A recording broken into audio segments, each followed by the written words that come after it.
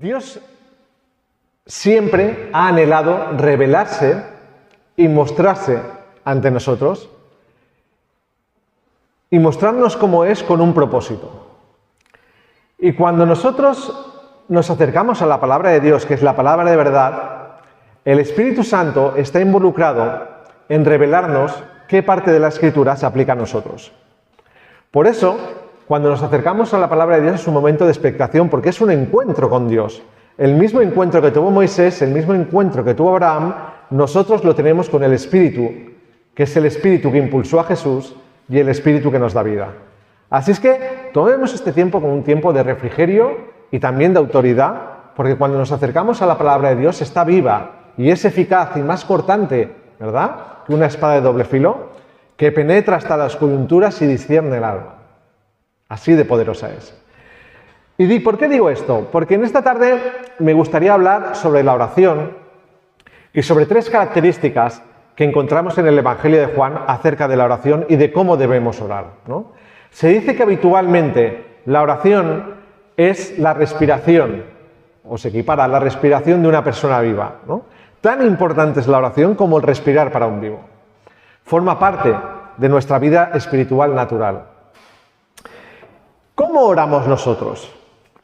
Bueno, pues cada uno tendrá lógicamente un hábito, pero tenemos unas instrucciones que hay en el Evangelio de Juan, capítulo 16. Si vosotros me vais a ayudar a desgranarlas.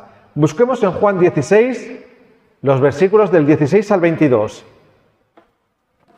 Juan, capítulo 16, versículos del 16 al 22. Y alguien con voz potente que le pueda leer en voz alta para que nos ilustre y también podremos leerlo aquí. Juan 16, del 16 al 22. Cualquiera de vosotros, por favor. Adelante, adelante. Todavía un poco y no me veréis. De nuevo un poco y me veréis, porque yo estoy al Padre. Entonces se dijeron algunos de sus discípulos unos a otros: ¿Qué es esto que nos dice?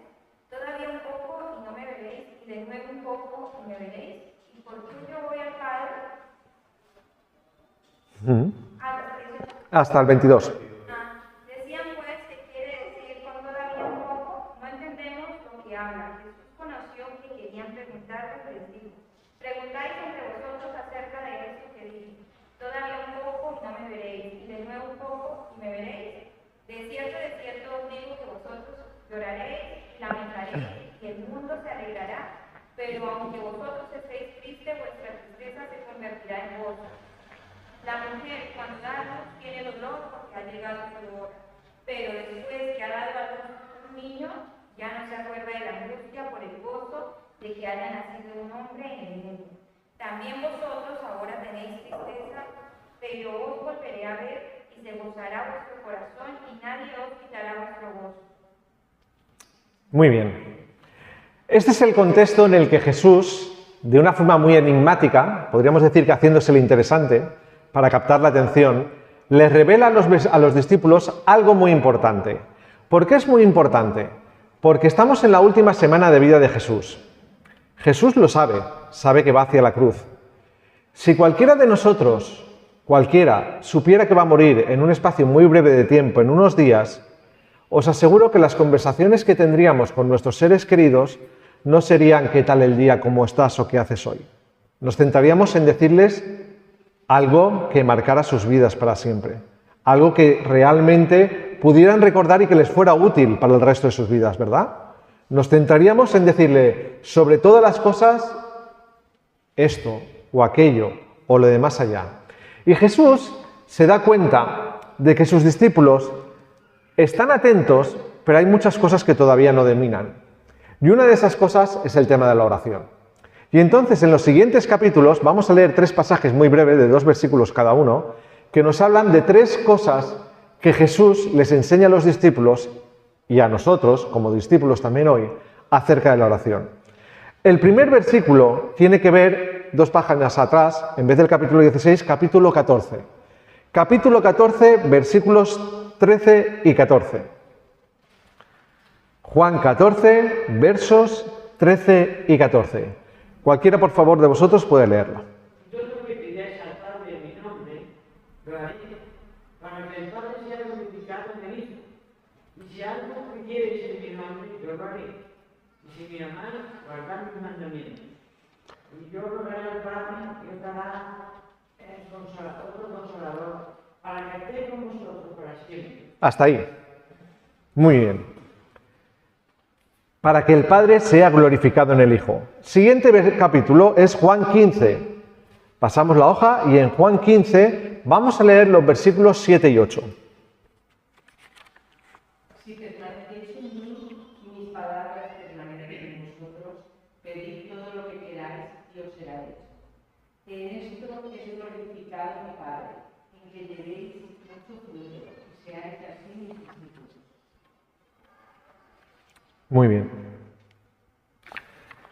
Y el último texto está en Juan, capítulo 16, versos 23 y 24.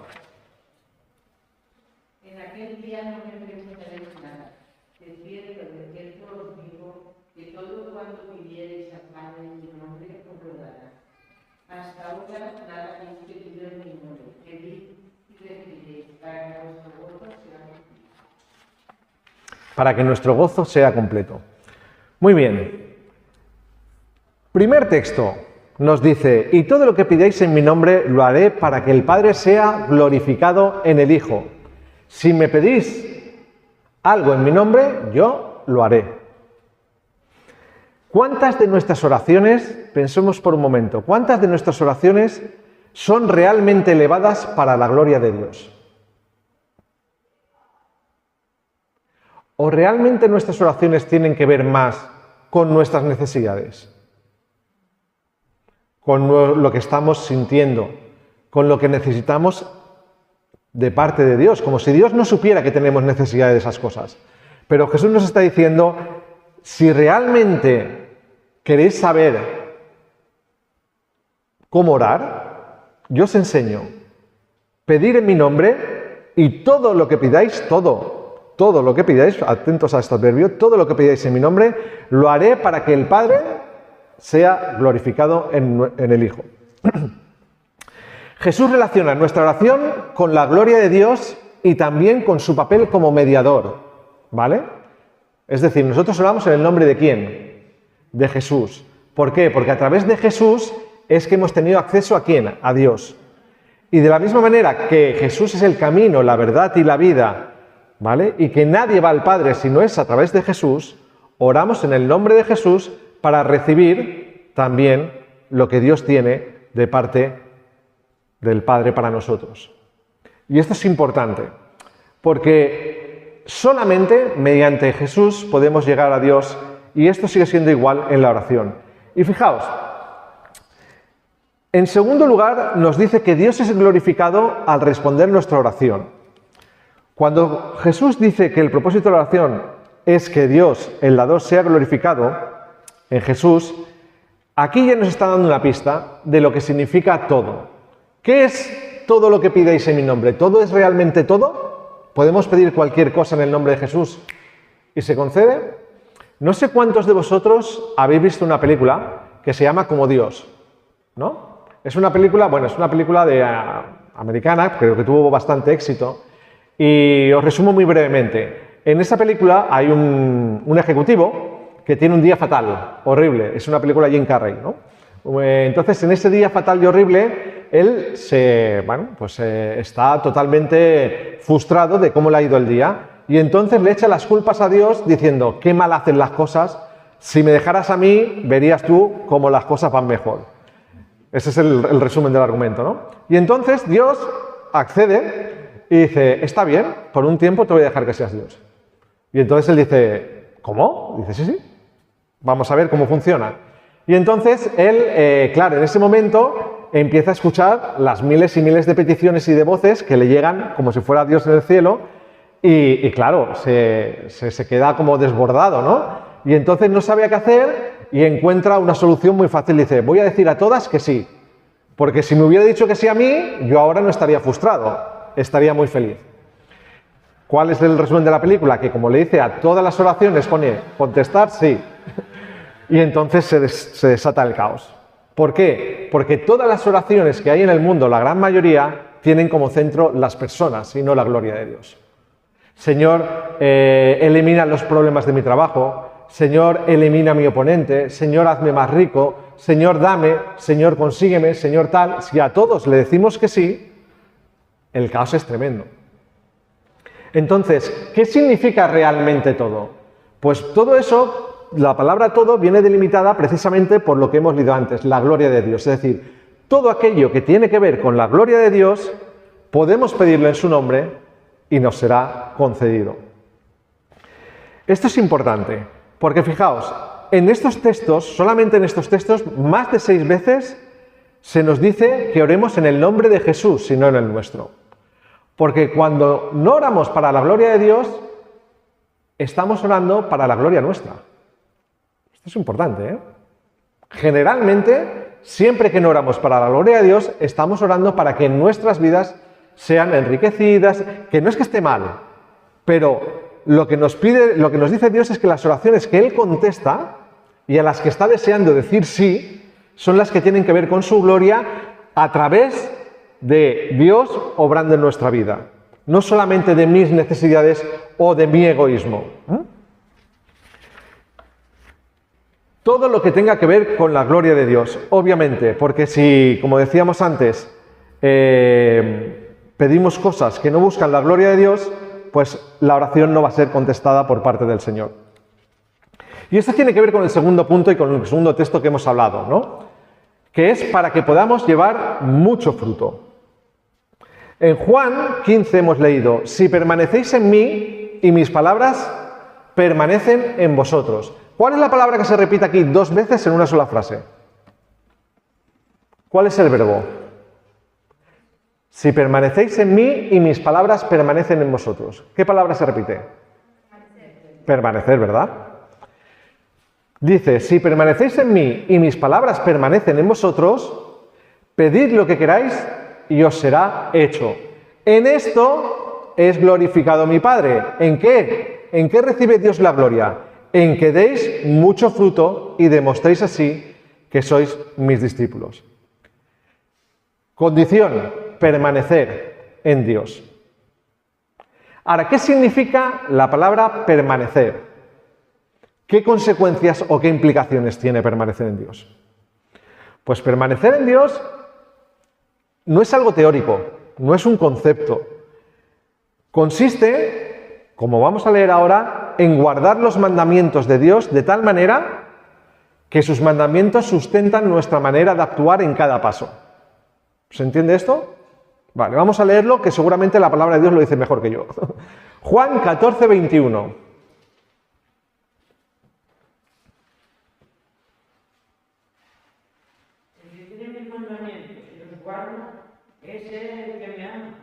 El que me ama será amado por mi Padre, y yo le amaré y me manifestaré a él.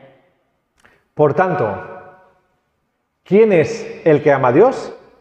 El que tiene sus mandamientos y los guarda. Hay una historia que viene muy al pelo con este versículo. ¿Recordáis el joven rico? La historia del joven rico, un joven varón israelita de buena posición, que se acerca a Jesús y le dice, Maestro bueno, ¿qué tengo que hacer para heredar la vida eterna? Y entonces Jesús le dice, en primer lugar, que ya la ha visto ya venir, y le dice, ¿por qué me llamas bueno? ¿Cómo sabes que soy bueno? Bueno solo hay uno, que es Dios. No obstante, te digo, guarda mis mandamientos. Y entonces él le dice, ¿cuál es? ¿Qué mandamientos he de guardar? Y Jesús se le queda mirando y le dice, no matarás, no adulterarás, no hurtarás, no dirás mentira o falso testimonio, honra a tu madre y ama a tu prójimo como a ti mismo. Y entonces ahí el varón joven israelita se viene arriba y dice, todo eso ya lo he hecho desde mi juventud. ¿Por qué? Porque sabía que me ibas a decir eso y lo que está buscando es un reconocimiento, una aprobación, ¿no? Y el joven le dice, ¿qué más me falta? ¿Tengo que hacer algo más? Y entonces Jesús le dice, hombre, si quieres ser perfecto, vende lo que tienes, dalo a los pobres y tendrás tesoro en el cielo. Ven y sígueme. Y ahí ya cortocircuito. No sé si nos hemos dado cuenta de lo que ha pasado, ¿no? Es decir, el joven rico se acerca a Jesús, sabe quién es Jesús, porque quiere que Jesús apruebe su estilo de vida, que él ya está viviendo. Es decir, mira, Señor, yo soy un joven varón israelita, celoso de Dios, mis padres me enseñaron a respetar la ley, voy a la sinagoga, diezmo y llevo una vida cristiana. ¿Qué más tengo que hacer para heredar la vida eterna? ¿Estás realmente interesado en saber lo que quieres hacer o estás buscando que yo, Jesús, te dé el ok a tu forma y estilo de vida, ¿no? Este señor, este joven, tenía todo su estilo de vida montado, sus actos, sus creencias, sus planes, todo lo tiene perfectamente organizado. Él va al templo cada sábado, diezma, pero en el fondo lo que está tratando es de manipular a Jesús, porque está buscando de que Jesús le diga, tú vas a ser salvo a tu manera. Y al hacerle la pregunta, él esperaba que Jesús le dijera, haz esto y la tendrás. Pero esperaba realmente que lo dijera porque él pensaba, si Jesús me diga que haga esta cuestión y tengo la vida eterna, pues con hacer esto puedo dejar de hacer todo lo demás. ¿Se entiende la doble moral del joven? O sea, él buscaba, de alguna manera, la salvación por obras porque él era un gran cumplidor de la ley. A él se le daba bien cumplir los mandamientos. Pero lo que no sabía es que Jesús le dice que tiene que rendir su vida totalmente ante la autoridad de Cristo. Y eso significa que vas a tener que dejar de decidir tú lo que vas a hacer con tu vida. Porque si me quieres seguir, vas a tener que ir detrás y no delante. Vas a ser el discípulo y yo el maestro. ¿Estás dispuesto a eso? ¿Dónde está tu corazón? Y se nos dice el texto que se fue triste porque tenía muchas posesiones. Ahí estaba su corazón. Y Jesús dice muchas veces que no es posible seguir y servir a dos señores, a Dios y al dinero, porque uno excluye al otro. ¿Y cuántas veces nosotros hemos hecho lo mismo? Pensamos, yo soy cristiano evangélico además. Mis padres me educaron en una fe cristiana. Voy a la iglesia todos los domingos. Diezmo. Participo en la escuela dominical, en el culto, en la alabanza, en la oración. ¿Qué más tengo que hacer para ser salvo? No tengo que hacer mucho más, ¿no? Claro que hay mucho más. No se trata de actos simplemente de servicio. Jesús no está buscando seguidores como en las redes sociales que cuando escuchan su mensaje digan, ¡ay, qué bonito, me gusta! Y le doy al like, o le doy a seguir, y le damos un me gusta. Me gusta lo que dice Jesús, pero no me comprometo. Me gusta, pero le sigo desde la distancia, como las multitudes, que le seguían desde lejos. Cuando venía el peligro, las multitudes se iban. ¿Realmente cuando oramos buscamos siempre que en nuestras oraciones Dios sea glorificado? ¿Podemos estar seguros, lo voy a decir de otra manera, que nuestras oraciones van a ser contestadas porque estamos cumpliendo como buenos discípulos? ¿Podemos estar seguros? Jesús busca discípulos, no seguidores. Muy importante esta diferencia. Gente como tú y como yo que puedan hacer lo que él hacía. Eso es un discípulo. Un discípulo es aquel que quiere hacer lo que hace o ha visto hacer al maestro. Por definición, eso es un discípulo. De manera que cuando, después de mucho tiempo, no sé si lo sabéis, pero en la ley judía, cuando un niño nacía, los 5 o 6 primeros años estaban al cuidado de las mujeres de Israel que le enseñaban la Torá, ¿vale? Que son los libros de Génesis, Levítico, Número y Deuteronomio, los 5 primeros libros, ¿vale? Se los tenían que aprender de memoria, porque no había tradición escrita oral, de memoria, de Génesis a Deuteronomio. Y cuando durante esos 6 años ya te habías aprendido toda la Torá, que son los libros de Moisés, si eras bueno en esto de recordar, si crees que podías ser como el maestro, entonces el maestro te decía, tú tienes madera, ven y sígueme. El rabino de la sinagoga me refiero, Y entonces, los que eran buenos, los que eran lo mejor de lo mejor, cogían y seguían estudiando la ley hebrea. y los demás se iban a casa. De manera, perdón, esto era de los 6 a los 10 años, vale. Entonces, si no servías, si simplemente eras uno más, pues te ibas a tu casa y aprendías un oficio que era el de tu padre. El de carpintero, el de alfarero, el que fuera, ¿vale? Vale. Si después de estudiar todo el Nuevo Testamento y aprendértelo de memoria, todo el Nuevo Testamento, cuando llegabas a la edad más o menos de 30 años, que ya habías destacado bastante, el rabino te decía, veo que tú todavía puedes aprender mi manera de interpretar las Escrituras. Tú puedes ser como yo. Entonces el rabino le decía, sígueme, y se iban a la escuela de interpretación rabínica. El rabino era socialmente la persona más prestigiosa de toda la sociedad de Israel, porque era el que estaba, junto con los sacerdotes, más cerca de Dios. Sabía de Dios y sabía cómo llegar a Dios. No había honor más grande que el de ser un rabino. Así que, ¿por qué digo esto? Porque el discípulo, y veremos luego con un pasaje, es aquel que anhela ser igual que el maestro y cumplir y hacer lo mismo que hace el maestro. Y cuando Jesús le llama a los discípulos, Jesús les está diciendo a gente del vulgo, sin estudios, cualquiera, pescadores, recaudadores de impuestos, gente que entre ellos se llevan a matar, les está diciendo, tú puedes hacer lo que yo hago. Tú puedes ser como yo. Por eso no nos extraña tanto cuando Jesús dice, sígueme, y todos cogen y que hacen, brom, dejan las redes y le siguen a Jesús. Porque si el Mesías me dice que puedo ser como él, yo me uno al partido del Mesías ya, y dejo todo lo que estoy haciendo. Cierro paréntesis y volveremos sobre esto más tarde. Es por eso que después en este versículo, el versículo 8 relaciona la oración con también el 7 que hemos leído antes, referente a que con la gloria de Dios se la damos cuando llevamos fruto. En esto es glorificado mi Padre, en que deis muchos frutos y así probéis que sois mis discípulos. Así es que la oración está diseñada más para que nosotros nos ajustemos a Dios que para que Él se ajuste a nuestras necesidades. Segunda cosa, oramos para la gloria de Dios y para que llevemos mucho fruto, y en esto es glorificado el Padre. Por eso, cuando nos acercamos a la Biblia, decía al principio, Dios usa su palabra para revelarnos qué es lo que tenemos que hacer para ajustarnos a donde Él ya está obrando, ¿verdad? Y el Espíritu Santo, que es el mismo autor de la Biblia, que es el que conoce la mente de Dios, nos revela en cada momento qué tenemos que hacer para ajustarnos y permanecer unidos a Dios, ¿vale?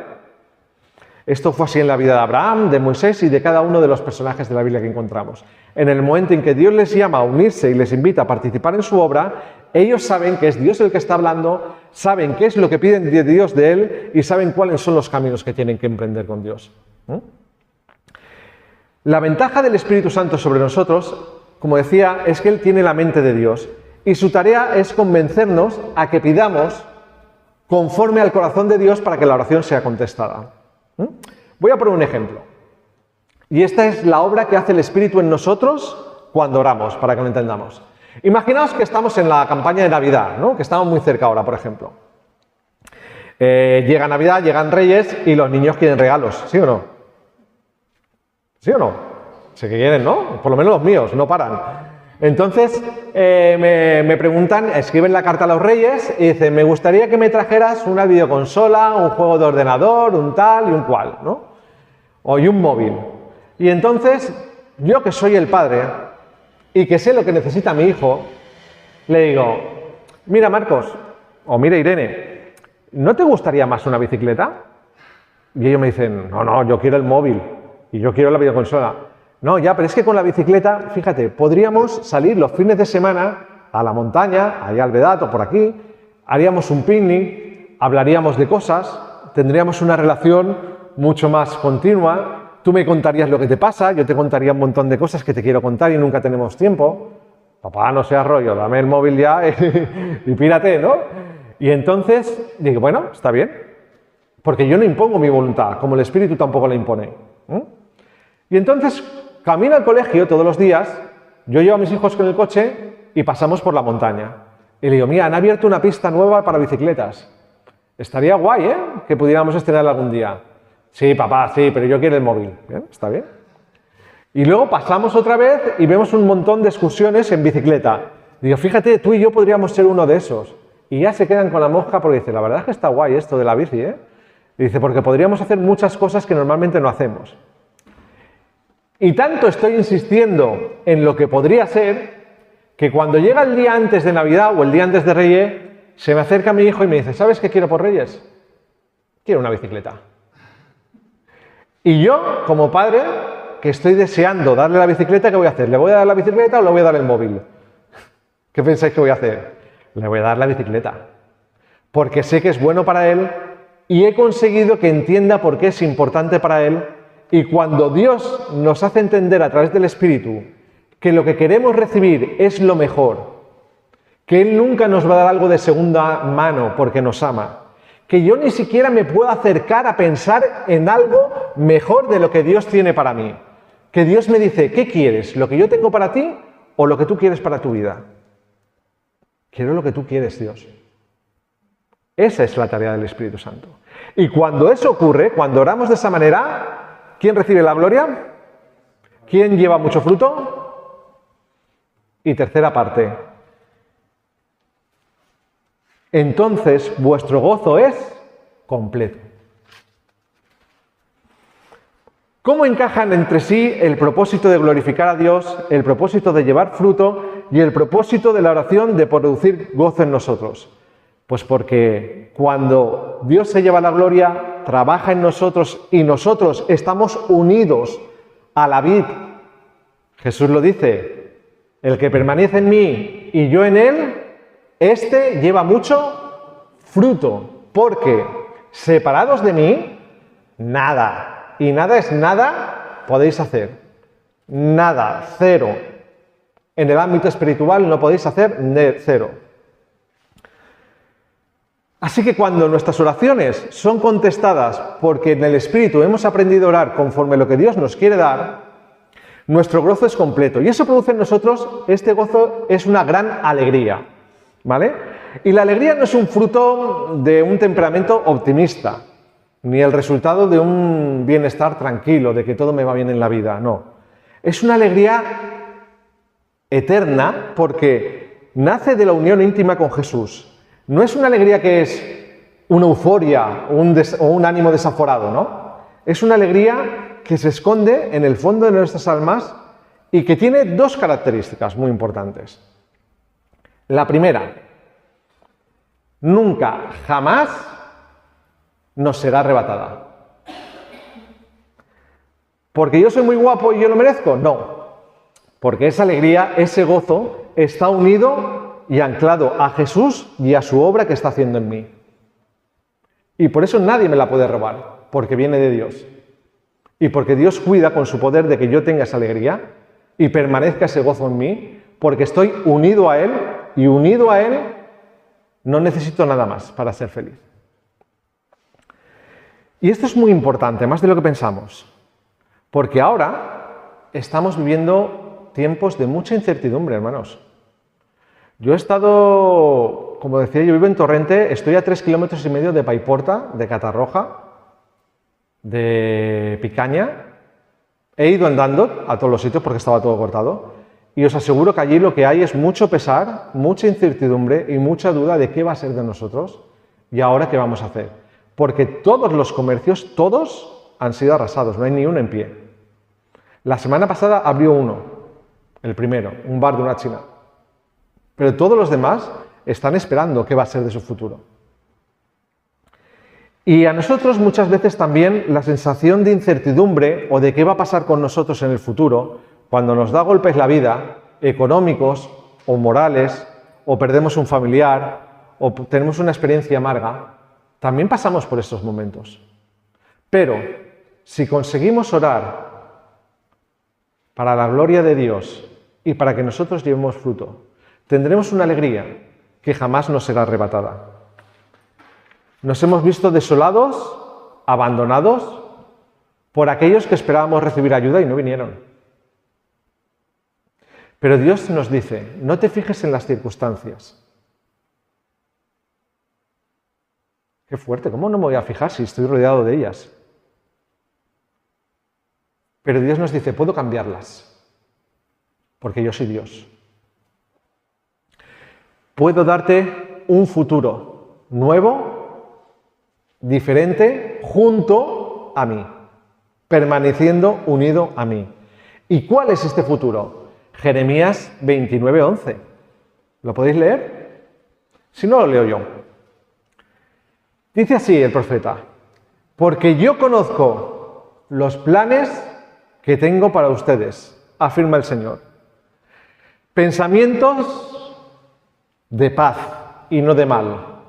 En otras versiones dice pensamientos de bienestar y no de calamidad, como la que estamos viviendo ahora. ¿Para qué?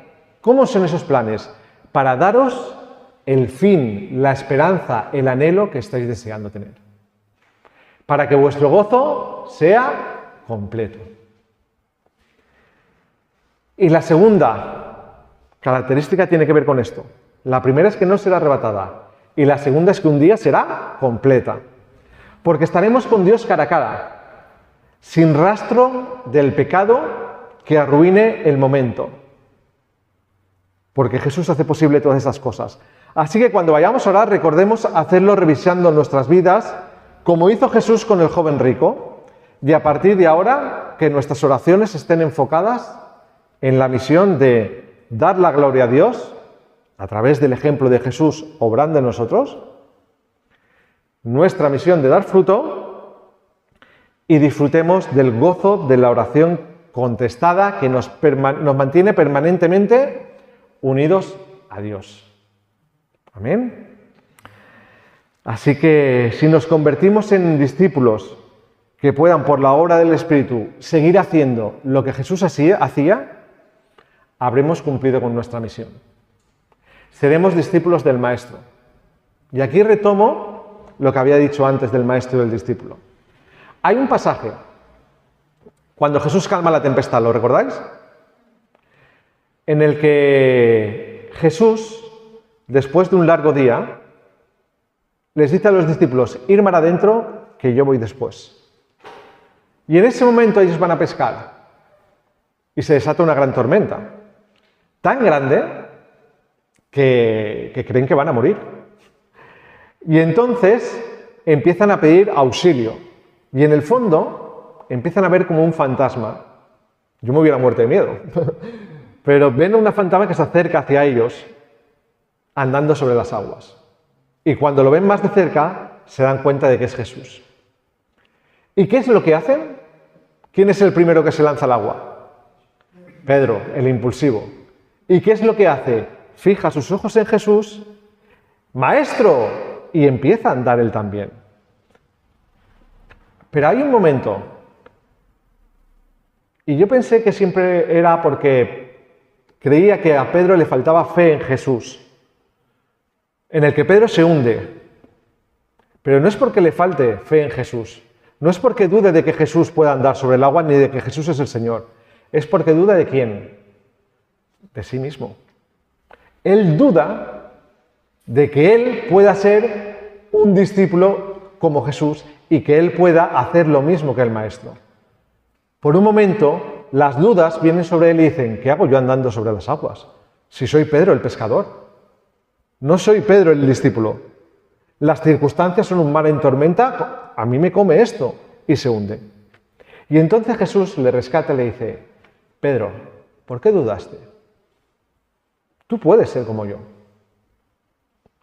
Y eso me da a entender que nosotros podemos, por la obra del Espíritu, ser como Jesús. Y este mundo necesita de discípulos que hagan lo que Jesús hacía. Y nosotros tenemos que hacerlo. No hay un plan B. Dios lo ha hecho todo en la cruz y nos lo deja lo demás a nosotros, para que sigamos y convenzamos al mundo de que hay planes de futuro, planes de bendición. Y puede que te estés preguntando, porque yo lo he hecho, ¿y cómo hago esto? ¿Por dónde empiezo? Pues como ellos hicieron. Juan lo relata así. Jesús entonces les dijo otra vez, paz a vosotros. Como el Padre me envió a mí, yo os envío a vosotros. Después de decir esto, sopló sobre ellos y les dijo, recibid el Espíritu Santo. No estamos solos, hermanos. Tenemos a Dios, al Espíritu Santo en nuestras vidas, actualizando permanentemente el mensaje de Jesús a cada tiempo. Ahora que está tan de moda las actualizaciones, ¿no? Con el Android, el 12.0, el 13, el 14, el 15, pues el Espíritu Santo siempre se encarga de actualizar el mensaje de Jesús en nuestras vidas. La cuestión es, ¿propondremos en nuestros corazones orar más fervientemente, más seriamente y con mayor disciplina mientras ponemos nuestra fe en Jesús? Pues que así sea. Que Dios nos bendiga.